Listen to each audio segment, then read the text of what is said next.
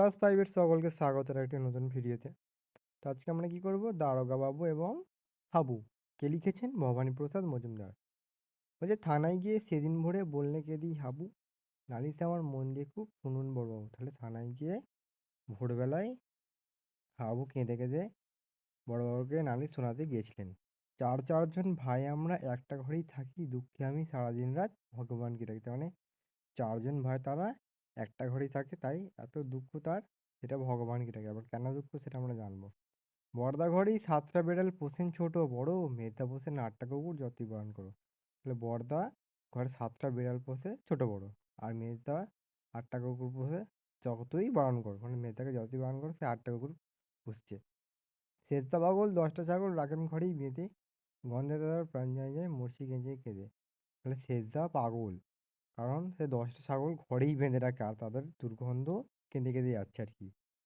দারোগাবাবু বললে হাবু তোমরা কি সব ভুলো, সদয় খুলে রাখবে ঘরে জানলা দরজা খুলে। তাহলে বলছে তোমরা যেহেতু ঘরে পুষিয়ে রেখেছো তাহলে জানলা দরজাটা খুলে রাখবে। শুনেই হাবু বেজায় গাবু বললে করুণ সুরে, 150 পোষা পায়রা আমার যাবি যে সব উড়ে। তার মানে ওর যে 150টা পোষা পায়রা আছে সেটা দেখছে না যে উড়ে যাবে।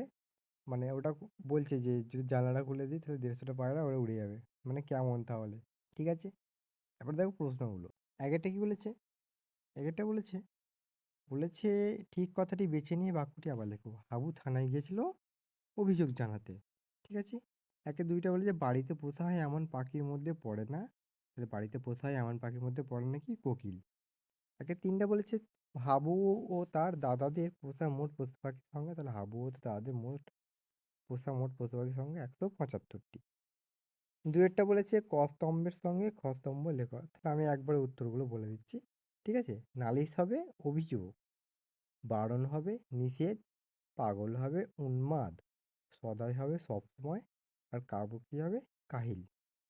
তিনেরটা কি বলেছে? বলেছে শব্দজুড়ি থেকে বিশেষ্য ও বিশেষণ আলাদা করে নিয়ে লেখো। তাহলে বিশেষ্য কি হবে দেখো? বিশেষ্য হবে পায়রা, নালিশ, দুঃখ, থানা আর বড়বাবু। আর বিশেষণটা কি হবে দেখো? কাবু, খুব, করুণ, পোষা আর চারজন। আবার চারেরটা বলেছে কেঁদে কেঁদে। এরকম একই শব্দকে পাশাপাশি দুবার ব্যবহার করে নতুন 5টি শব্দ তৈরি করো। ঠিক আছে, তাহলে কি কি হতে পারে?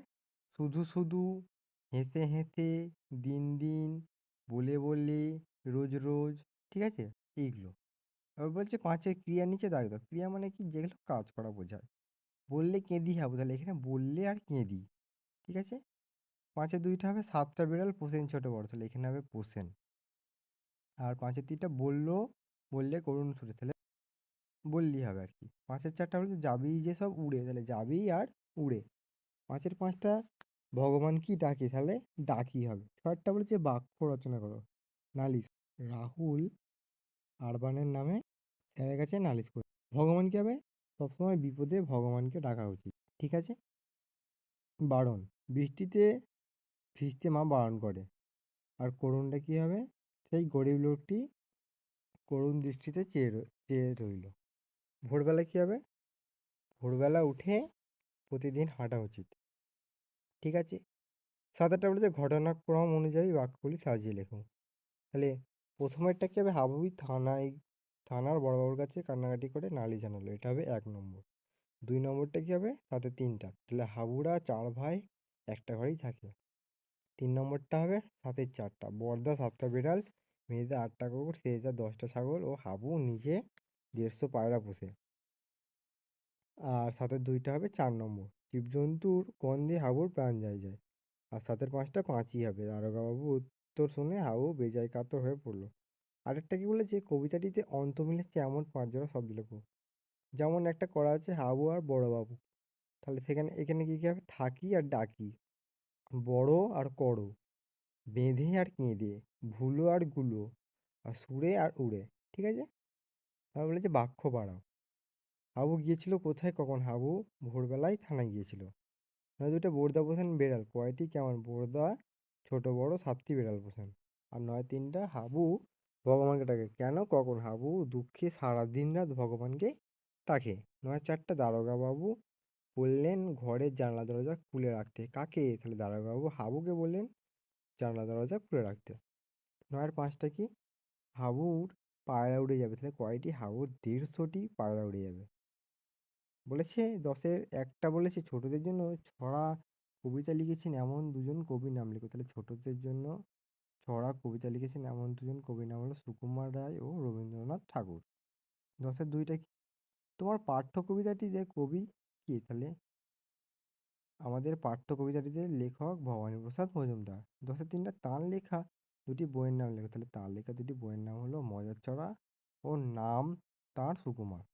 11টা দেখো, নিচের প্রশ্নগুলির উত্তর নিজের ভাষায় লেখো। হাবু কোথায় গিয়ে কার কাছে নালিশ জানালো? হাবু থানায় গিয়ে বড়বাবুর কাছে নালিশ জানালো। 11-2টা বলেছে হাবুর বড়দা মেজদা ও সেজদা ঘরে কি কি বসেন?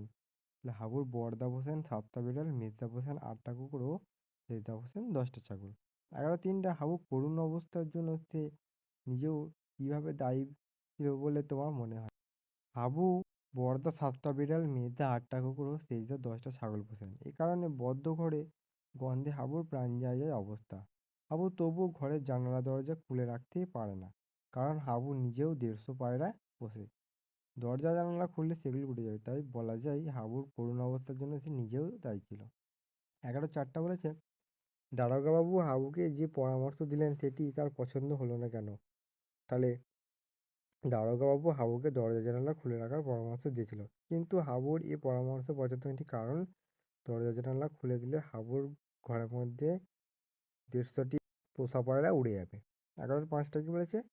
দারোগাবাবুর কাছে হাবু তার যে দুঃখের বিবরণ দিয়েছে তার নিজের ভাষায় লেখো। তাহলে ভোরবেলা হাবু থানায় গিয়ে বড়বাবুর কাছে নালিশ জানাতে যায়। হাবুরা 4 ভাই একসাথে থাকে। ঘরের মধ্যে তার বড়দা 7টা বিড়াল, মেজদা 8টা কুকুর ও সেইজা 10টা ছাগল পোষেন। ফলে গন্ধে তার ঘরে থাকতে খুবই অসুবিধা হয়। কিন্তু হাবু ঘরের জানালা দরজা খুলতে পারে না, কারণ হাবু নিজে ঘরের 150টা পায়রা পোষে।